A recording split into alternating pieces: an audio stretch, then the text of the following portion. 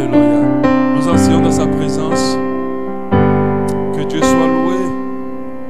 Amen. Qu'il soit glorifié dans nos vies au nom de Jésus. C'est normal que nous aspirons à une autre dimension avec Dieu. Alléluia. Et nous le bénissons parce qu'il veut aussi une autre dimension pour nous. Alléluia. Et nous croyons fermement que cette année 2022, Dieu nous fera voir sa gloire. Il sera palpable dans nos vies. Et il agira sincèrement. On ne devinera pas sa manifestation, on la verra concrètement dans nos vies. Au nom de Jésus-Christ de Nazareth. Notre Dieu bénit notre assemblée, il nous accorde ses grâces. Et le ciel s'ouvre sur chacune de nos vies, afin d'expérimenter des grâces que Dieu a prévues pour nous. Au nom de Jésus. C'est une année de témoignage et de reconnaissance envers Dieu. Parce que Dieu fera des choses extraordinaires pour nous. Nous rendrons témoignage de sa puissance. Nous rendrons témoignage de son miracle. Nous rendrons témoignage des élévations qu'il va apporter à nos vies. Nous rendrons témoignage aussi des montagnes qu'il va déraciner sur nos chemins. Nous rendrons témoignage des promesses qui ont tardé et qui s'accompliront cette année au nom de Jésus. Ce que j'aimerais nous dire pour compléter, lorsque Dieu fera, rappelons-nous que c'est lui qui a fait et veillons à lui donner toute la reconnaissance au nom de Jésus-Christ de Nazareth. Alléluia. Amen. Que Dieu te bénisse. Alléluia. Nous allons continuer sur notre enseignement qu'on a commencé jeudi surpassé, qui a été interrompu à cause des 12 jours de jeûne consécration 12. Le thème c'est réussir sa vie ou réussir dans la vie. Réussir sa vie ou réussir dans la vie. On a lu le psaume 73 avec Asaph. Alléluia. Et en lisant ce psaume, on a compris que moi j'ai compris vraiment en lisant ce psaume que deux fois les enfants de Dieu paraissent énormément. Ils paraissent deux fois pour dire oui, tout va bien, tout marche, je sais que Dieu va m'apporter, je sais que Dieu va me donner. Des fois il y a des manifestations de foi qui ne sont pas authentiques. Asaph a été vrai avec Dieu. Il a dit regarde autour de moi, les gens ne font que percer, réussir, s'en sortir. Et moi qui t'ai suivi, j'ai comme l'impression que c'est moi qui ai tous les problèmes. Et nous tous qui avons décidé de suivre concrètement Jésus, je pense qu'à un moment donné de notre vie, nous avons eu cette même pensée pour dire Seigneur, on t'a suivi. Pourquoi depuis qu'on te suit, les choses se compliquent pour nous et que ça va mieux pour ceux même qui ne te connaissent même pas. Ils avancent, ils évoluent. Et à la fin, Asaph a fait une bonne conclusion. Il a reconnu que celui qui n'a pas Christ ne peut pas avoir un chemin qui va vers la bénédiction. Mais lorsque le temps de Dieu arrivera pour nous, Dieu s'élèvera, nous serons bénis. Il y a un temps pour toutes choses.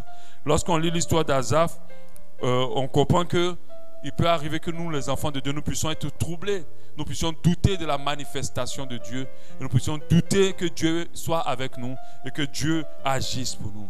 Le thème de ce jeudi, de mercredi de victoire, c'est réussir sa vie ou réussir dans la vie.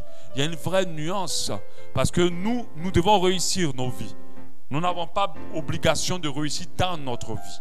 Alléluia. Parce que la réussite dans la vie est pour les hommes et la réussite de sa vie est pour Dieu.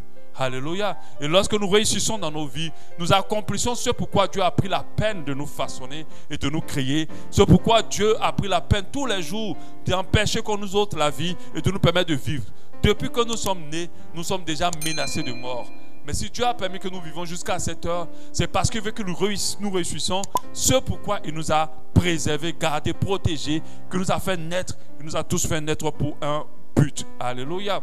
Lorsqu'on cherche à réussir dans la vie, c'est sûr qu'on va être troublé. Je pense que ce qui trouble beaucoup les enfants de Dieu aujourd'hui, c'est parce qu'ils veulent réussir dans la vie. L'effet de mode est très influent. La Bible dit que ne vous conformez pas au siècle présent. Mais malheureusement, le siècle présent a beaucoup d'influence sur les enfants de Dieu. Parce que la réussite dans la vie est un poids pour chacun de nous. C'est une réalité, c'est une vérité. Si tu gagnes à manger, si tu gagnes un endroit à dormir, pour certains d'entre nous, ce n'est pas suffisant. Ce n'est pas bon. Ce n'est pas bien. On veut plus. On veut plus grand. Et ça, c'est la réussite dans la vie. Alléluia. Pendant que ce qu'on a, il y a des gens qui recherchent qui n'ont pas ça. Et que s'ils avaient, ils seront les plus reconnaissants envers Dieu pour le peu qu'on possède. Mais lorsque l'homme regarde ce qu'il veut, il ne considère plus ce qu'il a. Et malheureusement pour lui, Si tu ne considères pas ce que tu as, alors ce que tu veux, tu ne l'obtiendras pas. Parce que lorsque nous rendons l'action de grâce est un pouvoir de multiplication. Alléluia. C'est pour ça que Jésus voulait faire un miracle. Il rendait toujours grâce à Dieu. Il ne priait pas pour le miracle. Il rendait grâce à Dieu. Quand tu apprends à rendre grâce à Dieu pour ce qu'il a déjà fait, Dieu multiplie. Parce qu'on donne encore à celui qui t'a dit merci. Alléluia. On donne encore à celui qui valorise ce que tu lui as apporté. Mais on ne donne plus à celui qui a dit, mais ce que tu m'as apporté, c'est rien. On n'a plus envie de lui donner. Et nous rappelons-nous qu'on est fait à l'image de Dieu. Tous nous les hommes, on ne veut plus donner à quelqu'un qui n'est pas reconnaissant, sachant que Dieu ne redonne plus à quelqu'un qui n'est pas reconnaissant. La réussite dans la vie a changé notre foi, a changé notre regard, a changé notre manière de voir. Et de voir, plusieurs d'entre nous se retrouvent dans la même position que Asaph, confondus et confus. Moi, je crois qu'il n'y a pas de confusion pour un enfant de Dieu qui se fie à Dieu. Il n'y a pas de confusion pour quelqu'un qui lève les yeux et les regards vers le Seigneur. Mais c'est parce que nous levons les yeux sur la réussite dans la vie que nous sommes confus. Alléluia. Amen. Je ne vais pas revenir sur ce que j'ai déjà lu. J'aimerais plutôt aujourd'hui aborder la deuxième partie de cet enseignement pour parler des mauvaises pensées nuisibles qui peuvent nous confondre sur le chemin de la réussite de notre vie. Les pensées qui peuvent nous mélanger dans la réussite de notre vie. Alléluia. Je précise que l'un des terrains de combat du diable avec l'armée de Dieu ou avec nous, c'est nos pensées. Alléluia. Si l'ennemi t'a vaincu dans les pensées, il t'a vaincu tout court. Parce que les philosophes peuvent dire, je pense donc je suis. La pensée a une grande puissance sur notre existence et sur les réalités de notre vie. C'est pour ça qu'un enfant de Dieu doit comprendre qu'il doit garder ses pensées. C'est pour ça que la Bible dit, garde ton cœur plus que toute autre chose, parce que c'est de là que vient le source de la vie. Nous devons comprendre que c'est très important de ne pas penser n'importe comment. Parce que si nous nous permettons de penser n'importe comment, rassurons-nous que nous sommes en train de détruire beaucoup de choses dans nos vies par nos pensées. Alléluia. Quelles sont les mauvaises pensées que nous ne devons pas avoir sur le chemin de la réussite de notre vie? Alléluia. Amen. Nous devons comprendre que la réussite de notre vie ne va pas forcément claquer devant les autres. Mais la réussite de notre vie va être utile pour les autres. Alléluia. Va accomplir la volonté de Dieu. Va nous permettre, après même notre départ, de continuer à être des sources de bénédiction pour les autres. Alléluia. Et de pouvoir entrer dans la présence de Dieu et d'être accueilli en tant que bon et fidèle serviteur et d'associer, entre dans la joie de ton maître. Celui-là a réussi sa vie. Or, la réussite dans la vie, c'est une réussite qui n'a pas de but, qui n'a pas d'objectif véritable. Parce que la richesse n'est pas un objectif. La richesse doit être un moyen, je vous l'ai dit, pour pouvoir faire les choses maintenant. Nous ne devons pas chercher la richesse pour impressionner notre maman, notre papa, notre famille.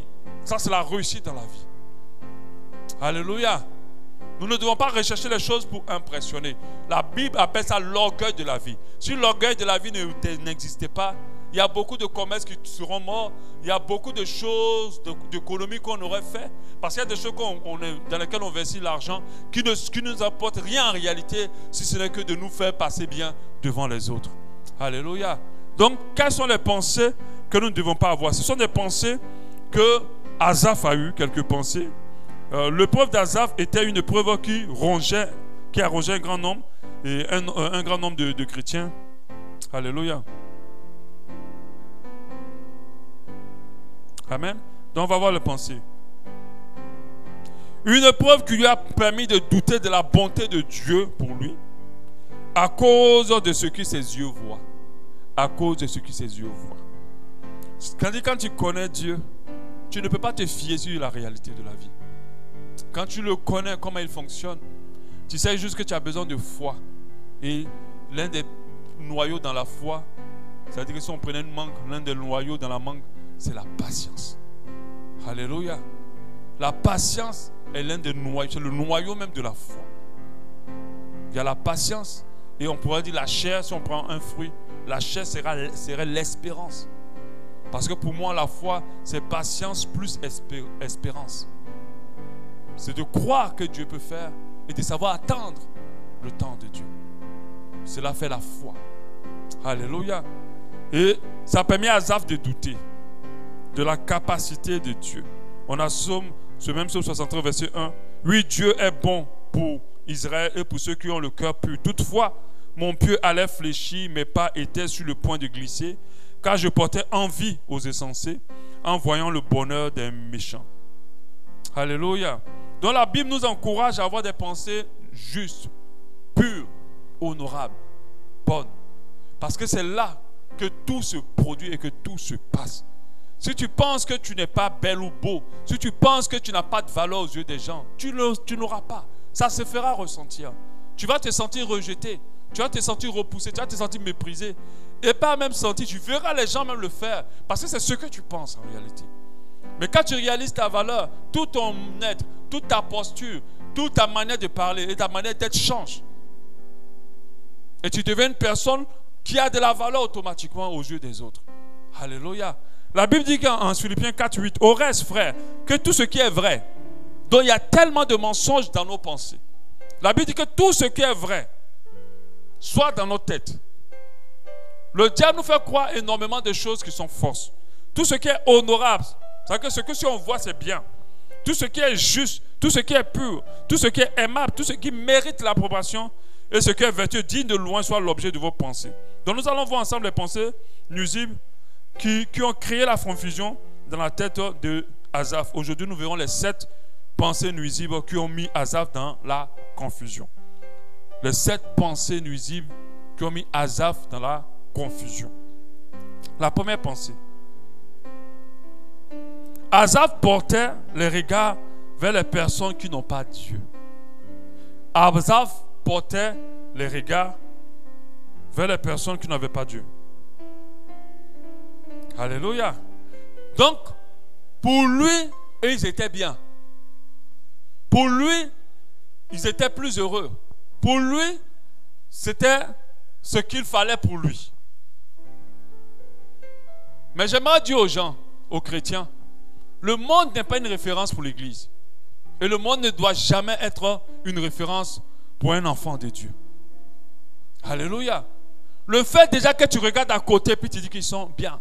Le fait déjà que tu regardes à côté puis tu as envie. Tu regardes le païen montrer rouler une voiture, vraiment, une maison, une beauté, tout ce que tu désires, et que tu portes envie, c'est une mauvaise pensée déjà qui va te créer la confusion. Pourquoi? Parce que tu as dit, mais il n'a pas Dieu. Mais comment il a tout ça? Et moi qui l'ai, pourquoi je ne l'ai pas? Tout ça.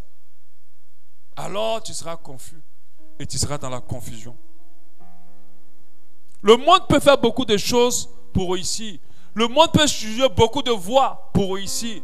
Mais nous, les enfants de Dieu, nous ne pouvons pas emprunter les mêmes voies. Donc tu ne peux pas te comparer à quelqu'un avec qui vous ne courez pas dans les mêmes règles. Est-ce que vous comprenez? Parce que lui, les règles qu'il utilise, à toi, tu ne peux pas les utiliser. Les règles qu'ils utilisent pour être à la tête là, tu ne peux pas. La fille pour se marier à ce beau gars là, elle a dû coucher avec lui. Vraiment coucher d'une manière que le gars soit tellement renversé qu'il la marie. Mais toi, tu ne peux pas faire ça. Pour construire cette maison là, elle a dû raser le mari de quelqu'un. Ou bien il a dû détourner quelques fonds. Il construit la maison, tu le vois dans la famille, oh il a construit la maison. Mais tu ne sais pas ce qu'il a fait.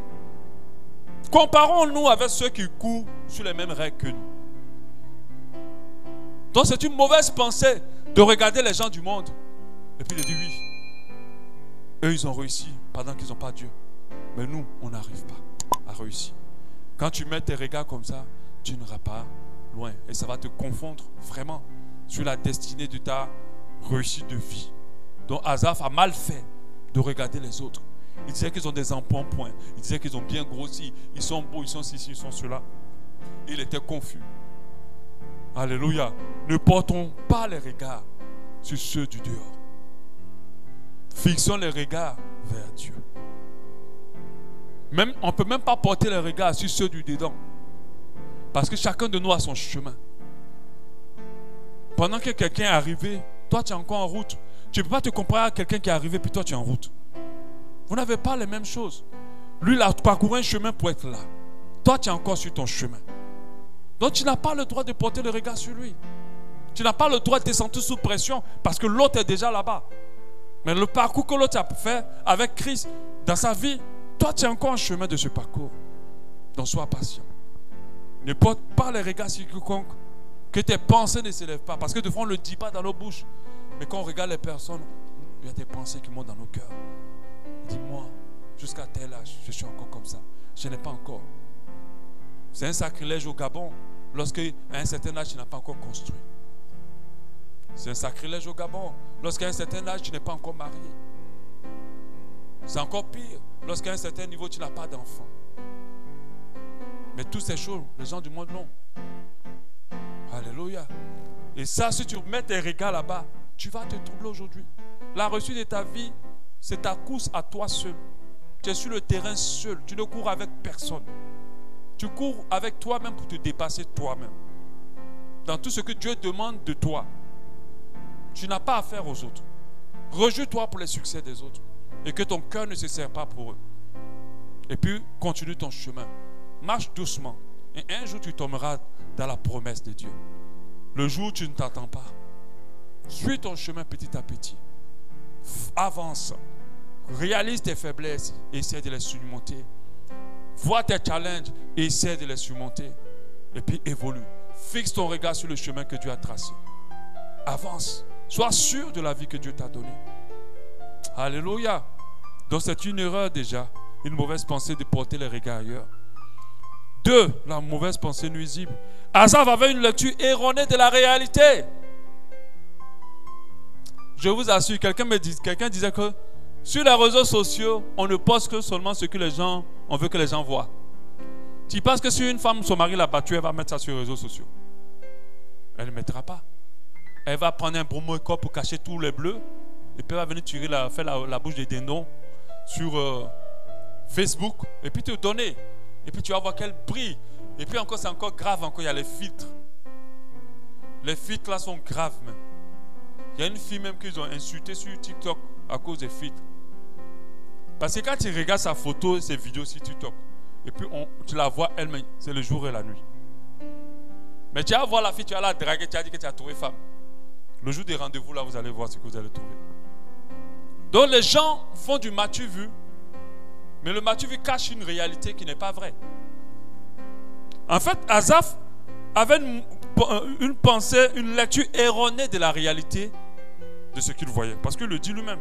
Il dit, je portais envie aux insensés en voyant le bonheur des méchants.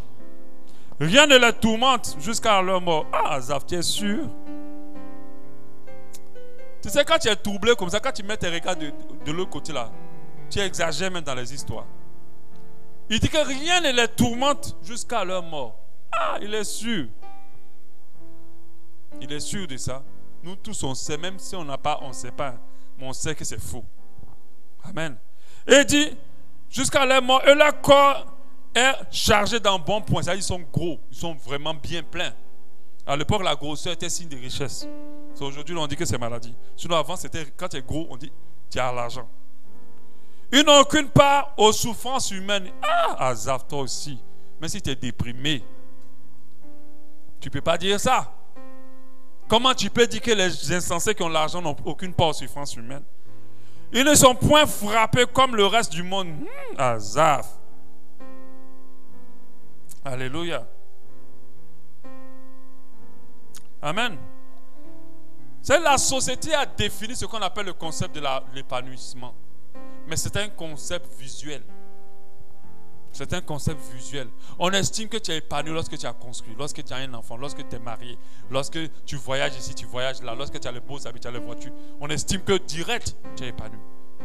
Mais c'est faux. C'est pas vrai. J'ai parlé de la Miss quoi là, America qui s'est suicidée.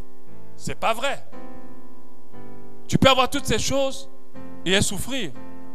Donc Asaph, dans ses pensées, avait une mauvaise lecture de la réalité des choses.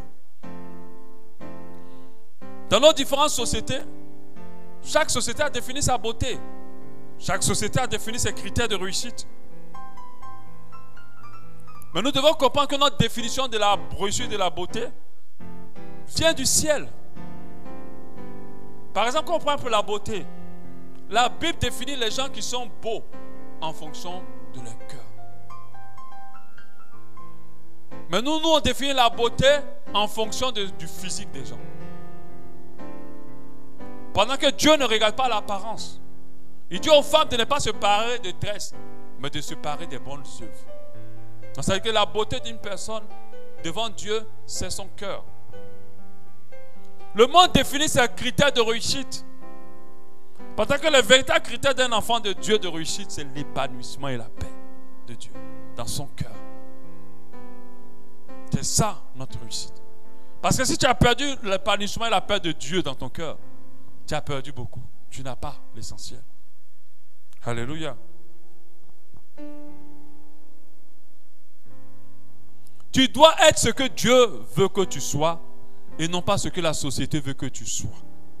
C'est à cause de la pression de la société que malgré les réussites que Dieu fait dans ta vie, les victoires qu'il te donne, tu as comme l'impression que tu es encore en retard et que tu es encore en bas, que tout le monde t'a dépassé, que ta vie est bloquée, que rien ne marche.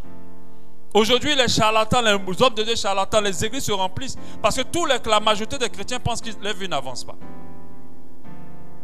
Or, ce n'est pas le cas. Même au niveau du ministère, on pense que lorsqu'un pasteur a beaucoup de membres, son ministère a réussi.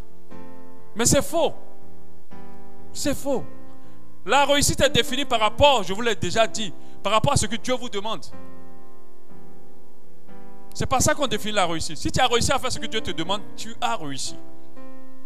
Mais si tu vas faire quelque chose, même si c'est très grand, et que ce n'est pas ce que Dieu t'a demandé, tu as échoué. Alléluia. Donc lorsqu'un pasteur a plein de ministères, a une grande église, a plusieurs filiales, a plusieurs trucs, je ne méprise pas ça. C'est une bonne chose. Amen. Mais quand il a arrêté cette dimension, on voit plein de petits pasteurs maintenant qui vont le trouver. Je veux que tu sois mon père spirituel. Je veux que, donne-moi les secrets du ministère. Comment? Il va commencer à faire les séminaires maintenant pour dire comment faire réussir son ministère. Mais que vous avez dit que la réussite du ministère, c'est d'avoir un ministère avec du monde. Que vous avez dit que la réussite du ministère, c'est d'avoir beaucoup d'argent. Alléluia. C'est le regard. La vraie réalité de la vie, c'est ce que le ciel dit de toi. C'est ce que le ciel dit de nous. Alléluia. Ne laisse pas le succès des autres te définir. Dieu ne met pas devant toi un modèle de réussite pour te décourager, mais pour t'inspirer. Dieu ne va pas te permettre de regarder les gens et puis ça va te percer le cœur. Si tu mets quelqu'un devant toi, c'est pour que tu puisses t'inspirer. Et quand un modèle de réussite te décourage, c'est que tu as un problème de convoitise. Quand tu regardes quelqu'un qui a avancé et ton cœur est pincé, c'est qu'il y a un problème de convoitise. Le succès du voisin ne doit pas te mettre dans l'insécurité ou troubler ta vie. Dieu t'a créé unique et original.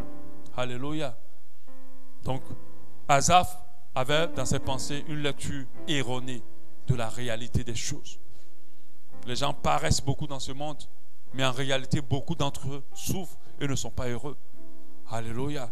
C'est pour cela qu'on ne peut pas prendre pour repère quiconque autour de nous. Nous devons lever simplement nos yeux vers le ciel et laisser Dieu nous dire ce qu'il attend de nous. Et suivre ça pour vivre. Même si on n'est pas comme les autres, mais jouissons de la vie qu'on a. Soyons heureux du peu qu'il nous accorde. Corrigeons nos erreurs et évoluons par rapport à nos défis. Alléluia. La troisième mauvaise pensée, le diable utilisait le succès de l'entourage d'Asaph pour blesser et troubler son cœur.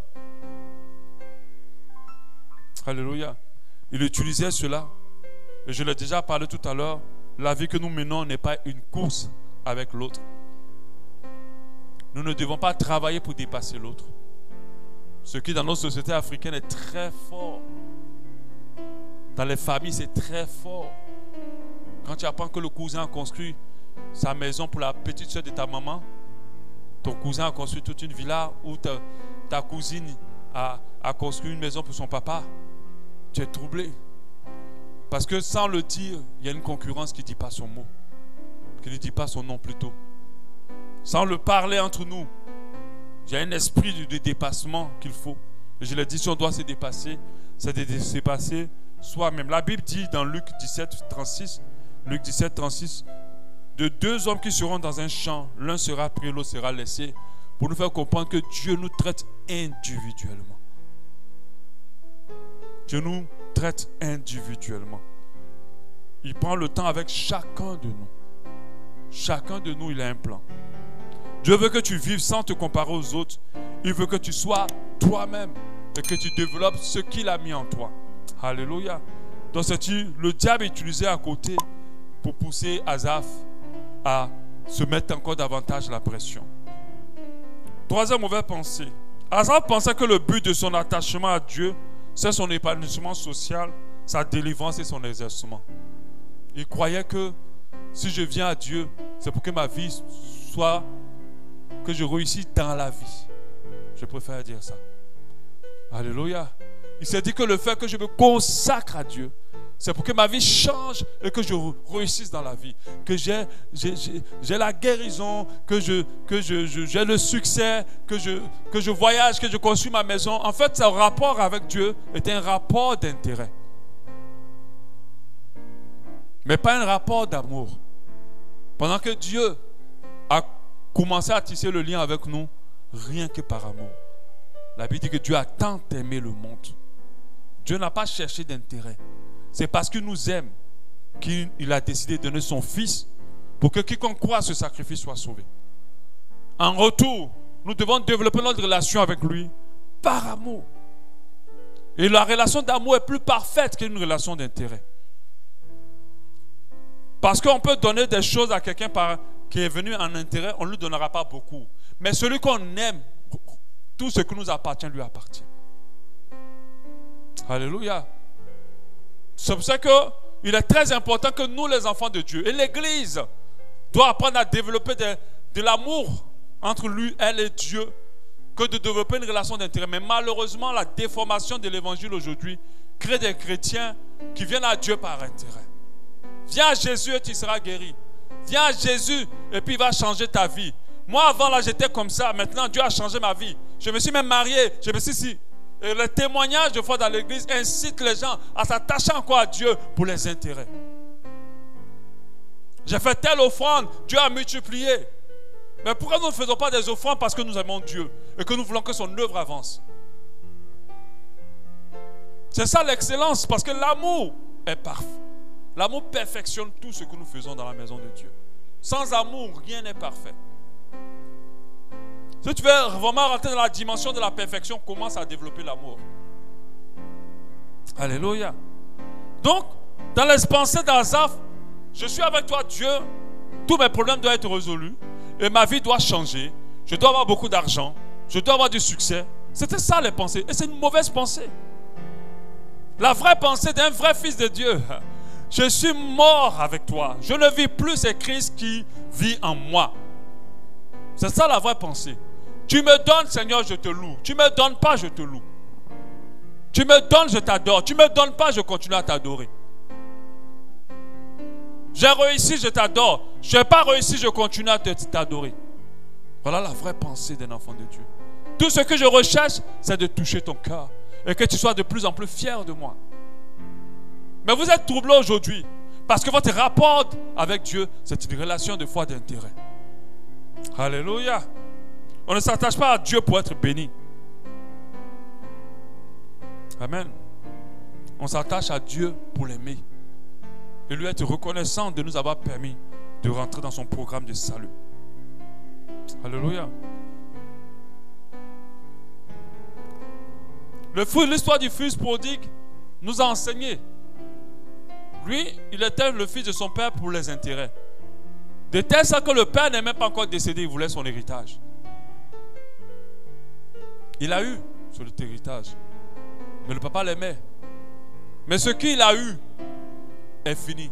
Parce que le matériel n'est pas éternel. Mais l'amour qu'on a avec Dieu est un amour éternel. Même après cette vie, notre relation avec Dieu ne s'interrompt pas. Mais tout ce qu'il va nous donner ici, nous allons tout laisser. Même à la petite graine de sable, ça restera. Mais qu'est-ce qui ira? C'est le rapport que nous avons eu avec Dieu. Cette relation qu'on a. On n'est pas avec Dieu pour régler tous nos problèmes. Notre Dieu n'est pas un Dieu pour venir régler nos problèmes. Il dit chercher premièrement le royaume et la justice de Dieu. Alléluia. Et tout ce que vous voulez, il s'en occupe. Alléluia. La mauvaise pensée 5. Asaph faisait une mauvaise évaluation de sa vie.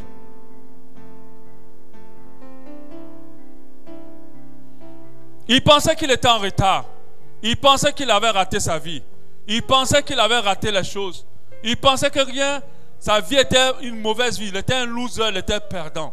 Et beaucoup d'entre vous, à des moments donnés, ont cru que leur vie est ratée. J'ai parlé du chemin de la réussite pendant nos 12 jours de consécration. Dans le chemin de la réussite, il y a des échecs. Dans le chemin de la réussite, il y a des temps difficiles. Je ne connais pas de chemin de la réussite sans ça, à moins que ce soit un chemin avec la magie, la sorcellerie, la sueur des fesses et ainsi de suite. Alléluia. Un vrai chemin de la réussite, c'est ça. Mais lui, il pensait qu'il avait raté. Il y a des gens qui sont là et puis se disent, j'ai raté ma vie. C'est fini là. Mais je vous assure, et je le dis tout le temps, Dieu peut tout faire en un jour. Il est assez puissant pour que ta vie change en un jour. Je dis, il suffit d'un coup de fil, il suffit d'une rencontre, et puis c'est fini. Tu n'es plus le même le lendemain. Alléluia. Peu importe la gravité de ta situation, tu n'as pas encore raté ta vie. Peu importe la gravité de ta situation, tu n'es pas un perdant. Les gens peuvent porter des regards de perdant sur toi. Le plus grave, c'est quand toi-même tu portes les regards de perdant sur toi-même. Ne laisse pas quelqu'un ou la société te définir. Laisse Dieu te définir. Dieu a appelé des gens vaillants héros pendant qu'ils étaient minces et qu'ils n'avaient aucune force. Si tu te voyais comme Dieu te voyait, mon frère et ma soeur, tu aurais beaucoup de courage et d'encouragement ce soir. Tu sauras que pendant que tu te vois perdante ou perdant, Dieu voit en toi une personne courageuse. Dieu voit en toi une personne forte. Dieu voit en toi une personne spéciale, extraordinaire. Dieu est fier de toi pendant que tu n'as rien. Parce que le monde nous a conditionnés que si tu veux avoir de la valeur, il faut avoir. Or, normalement, ce que nous possédons, ce n'est pas ce que nous définit. C'est ce que nous sommes en réalité qui nous définit. Mais le monde définit toute chose, tout le monde, la valeur des gens, par ce qu'ils ont. Et malheureusement, l'Église aussi. Quand je vais voir un frère comme ça, qui est peut-être simple, banal, je vais lui parler n'importe comment. Mais quand je vois un frère qui garde une dernière cri de Volkswagen et qui travaille, qui est directeur de telle chose, je vais avoir beaucoup plus de respect pour lui et prendre plus de manière pour lui parler. Et malheureusement, les hommes de Dieu se retrouvent dans ça aussi. Mais c'est grave. Qu'est-ce qui fait que l'autre est plus important que l'autre? À cause des biens? Ils sont pareils aux yeux de Dieu. C'est très difficile d'atteindre cette dimension où tu ne regardes plus au matériel, mais tu regardes la valeur des gens. Tu regardes les gens selon leur valeur exacte. Beaucoup de femmes et d'hommes ne sont pas mariés à cause de ce problème. Parce qu'ils ont regardé avec les yeux physiques, mais ils n'ont pas appris à regarder les gens selon leur valeur, ce que Dieu a mis en eux. Alléluia. Nous devons avoir de la considération pour tous. Même s'ils n'ont pas des millions, c'est des gens de valeur. Parce que Dieu n'a créé rien de vil. Et Dieu m'a dit que je prendrai les choses viles pour confondre les sages. Et ça, c'est ton partage au nom de Jésus cette année. Tu vas confondre ceux qui se disent arrivés par toi, le petit qui n'est même pas arrivé quelque part. Alléluia. Ils vont regarder ta vie, ils seront troublés parce qu'ils ne comprendront pas. Pourquoi tu es si heureux pendant que tu n'es pas encore dans une voiture de luxe? Ils ne comprendront pas pourquoi les choses te réussissent pendant que, bon, mais la grâce de Dieu fait la différence. Alléluia. La sixième pensée, ça c'est la cinquième pensée, a mal évalué sa vie parce qu'il pensait que sa vie était bonne lorsqu'il avait tout ce qu'il voulait. La sixième pensée, on va essayer de terminer. Asaph était convaincu que les difficultés sont insupportables et les difficultés sont insupportables et ne prendront pas fin. Alléluia. Asaph s'est dit que je vais rester dedans pour toujours. Vous savez, on ne peut pas déprimer lorsqu'on pense que sa situation peut changer. On déprime lorsqu'on pense que ça va pas sortir, on ne va pas sortir de là. Mais quand tu as l'espérance, rappelez-vous, j'ai dit foi égale à espérance plus patience. Quand tu as de l'espérance et de la patience, tu sais qu'un jour, l'armée que tu vois là, aujourd'hui, tu ne la verras plus demain. Parce que toutes les situations, peu importe leur gravité et leur douleur, leurs effets, passeront. Dieu les changera. Mais la durée de ces situations va dépendre de en comment tu crois. Quel est ton niveau de foi? Dieu ne prouve pas quelqu'un qui a déjà compris. Il continue à maintenir quelqu'un dans le preuve quand il voit que tu n'as pas encore compris. Alléluia. Donc, il se disait que ça n'allait pas fini. Et c'était une mauvaise pensée. Qui va me marier encore? Comment je vais m'en sortir? À cet âge-là, je n'ai même pas encore pu payer ma maison et tout le reste. À cet âge, je n'ai pas encore de travail stable. Qui va m'embaucher? Qui va me ci? Qui va me faire ça? Mais Dieu a changé la vie de même des non-convertis en un jour. Ta situation n'est pas éternelle. Elle n'est pas faite pour durer. Alléluia. Parce que lorsque Dieu te crée une situation, il permet une situation dans ta vie, il a déjà prévu le moyen d'en sortir. Mais c'est par la foi que tu verras la porte de sortie. C'est avec la foi que tu sortiras de là. Parce que tout ce que nous faisons dans nos relations avec Dieu fonctionne avec deux carburants, l'amour et la foi. L'amour, la foi, je pense qu'il y avait le troisième. Hein, quelles les trois choses de mais avait dit quoi? L'espérance. Bon, l'espérance rentre pratiquement dans la foi. C'est pour ça que j'ai dit deux. C'est ces trois choses, ou ces deux choses avec lesquelles nous vivons avec notre relation avec Dieu. Si tu n'as pas ça, je ne sais pas qu'est-ce que tu fais dans la maison de Dieu. Alléluia.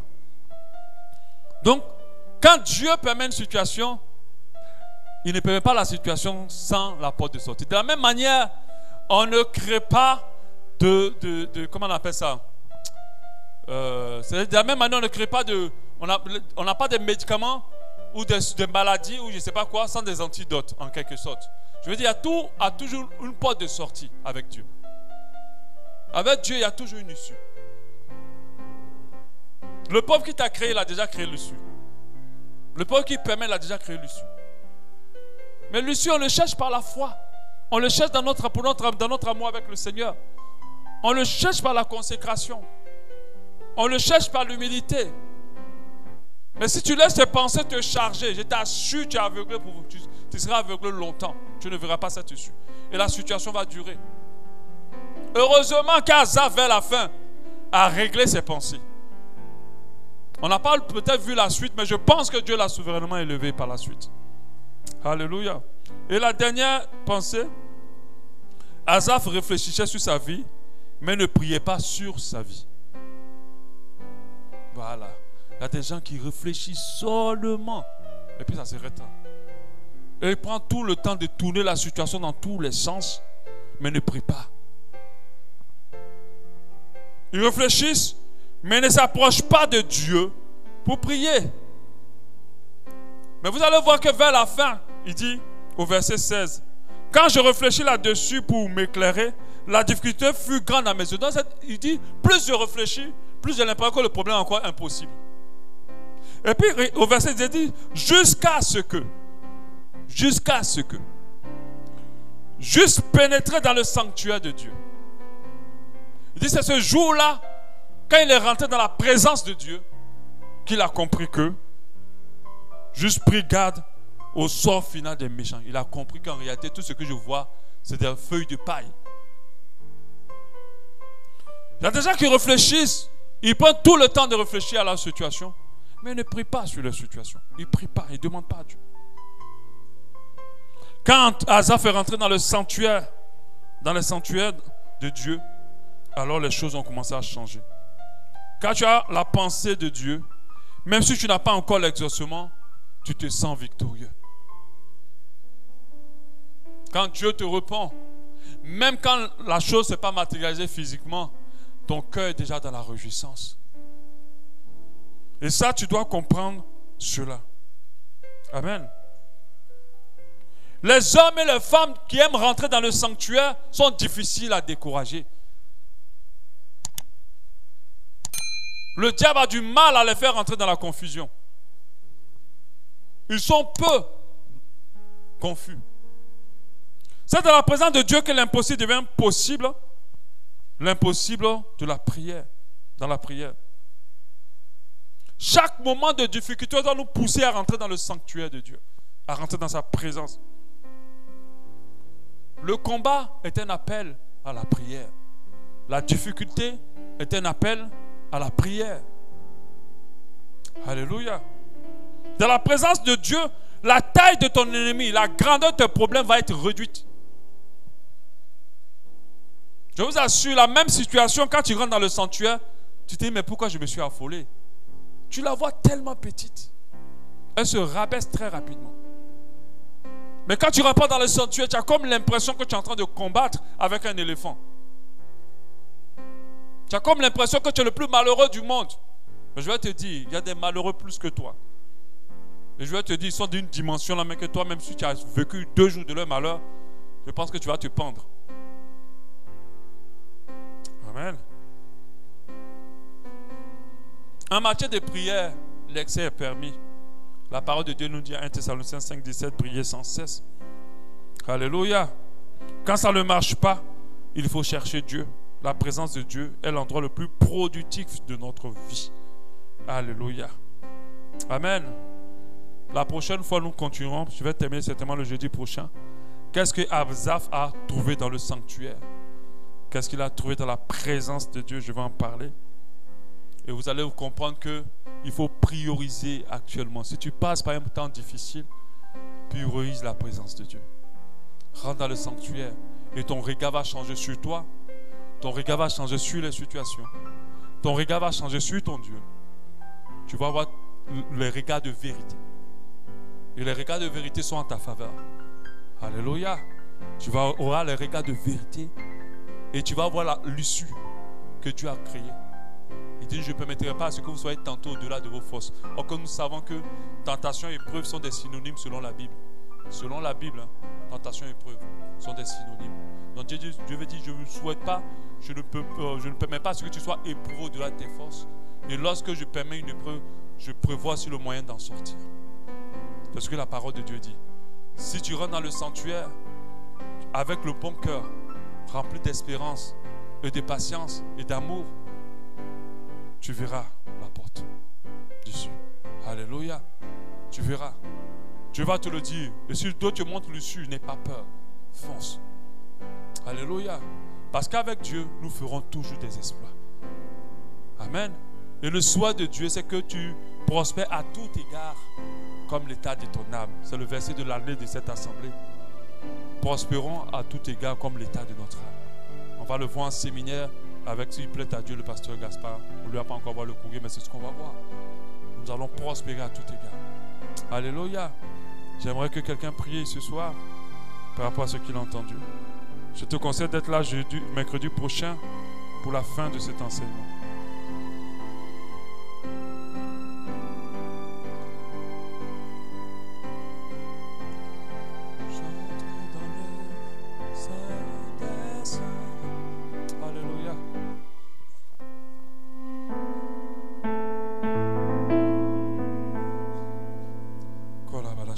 Parle à ton Dieu.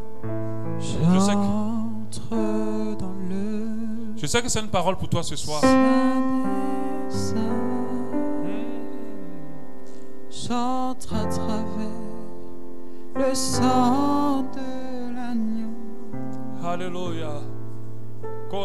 Parle à ton Dieu, parle à ton Dieu. J'entre pour t'adorer toi seul. Parle à ton Dieu vraiment. Tu dis change mon regard, change mon regard. Remplis mon cœur d'espérance, de patience et d'amour pour toi. J'entre. J'entre dans le Saint des Saints. J'entre à travers merci Seigneur Dieu. le sang de l'agneau. J'entre pour t'adorer toi seul. J'entre pour honorer Jésus. Seigneur, je t'adore. Seigneur, je t'adore. Je t'adore. Seigneur, je t'adore.